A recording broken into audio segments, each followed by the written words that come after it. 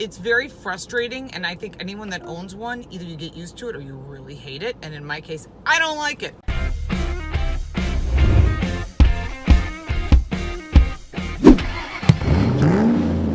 There are a lot of SUVs out there, and on a snowy, icy day like today here in the Northeast, you want to make sure to have a vehicle that not just has luxury, but also has all-wheel drive.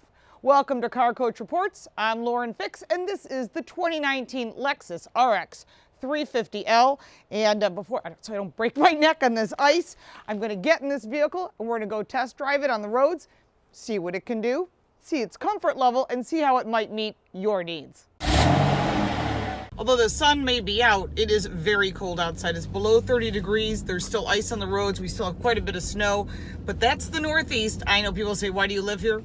Because I do. Well, we'll start with seating comfort, the biggest question of the day. Yes, the seats are great. They're comfortable. There's four-way lumbar. There's heated seats. There's automatic heated seats and cooled seats. And that's great when you get into your car. It knows based on the temperature outside. It takes the data of what you set the thermostat at here in the car, and it will adjust accordingly to keep you comfy. Heated steering wheel, major plus. I've gotten in a lot of luxury SUVs that don't have it. I think that's absolutely crazy. The steering wheel is nice and beefy, and of course all the controls you need are right here in front of you. Anything you need to adjust, standard controls, including lane departure warning, which you can shut off if you wish. And sometimes it's good during this cold weather to shut it off because it's trying to pick up lines and it doesn't understand. The gauges in front of me are really easy to read. They're actual gauges, which is preferred, and a bunch of information you can adjust that you need based on fuel economy. I've been driving this around all week and getting somewhere in the mid-20s. Again, it depends how you drive it and the conditions outside. Going to the center screen, this is one of the largest center screens on the market today.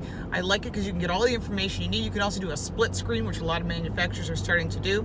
Going further down, you get the vents and an actual clock, an analog normal clock. I guess that's sort of the new trend to show luxury because Mercedes does it, Rolls-Royce does it, so now Lexus is doing it as well. We've got a CD player, your audio controls, and then of course your climate controls. Going further down, there's a spot which could be wireless charging, but it's not. I'm actually quite surprised there isn't wireless charging. Moving down, you have your shifter, which is a normal spot for 2 cup holders, and I am totally not a fan of the controller for the multimedia interface. It's sort of like a mouse. It makes no sense. You move it and it clicks and makes noises. That's great. But really, when you look at what the competition is doing, this is very frustrating. You can get to some controls easily, such as the map and the menu, but then once you're there, you got to move this mouse around. You can hear it dinging. It has a Lexus app suite, which is great, but when you want to get to things such as the radio, you have to go radio. Oh, I missed it. You got to push the button. You have to go back. I mean, it's very frustrating, and I think anyone that owns one, either you get used to it or you really hate it, and in my case, I don't like it. What do you think? Let me know. You've got your eco, your normal, your sport mode, and of course, if you need to go off-road, you can set it up for that as well. I don't think I'd take this off-road, not that it's not capable. Maybe if there's no parking spots and you have to cut across the grass or something, or dirt. Okay, that's off-road for this vehicle. I really don't think it's a rock crawler. Center console is very large. It is a connection for USB and also a regular connection. And this is nice because it's also padded. Overall, the quality of the materials in this vehicle are excellent. And I have to say, when you're looking at a Lexus, you're not going to be disappointed with hard plastic. You're going to find nice finished materials. I think they've done a really great job. Everything is soft. It's really well designed. It's very modern, very contemporary, and very classy, which is what you want in a luxury vehicle. So overall, I think they did a great job with design and styling. The only thing they really need to improve on this interior, believe it or not, is a stupid controller. The second row is really great space. The third row, if you're a child, is excellent, but not really great for an adult, especially for a long trip. Storage is about the same as some of the competition, maybe a little less in some areas, but the liftover is really easy to use, which I think is important when you got luggage or groceries or child stuff or sports gear or whatever it is that you're using.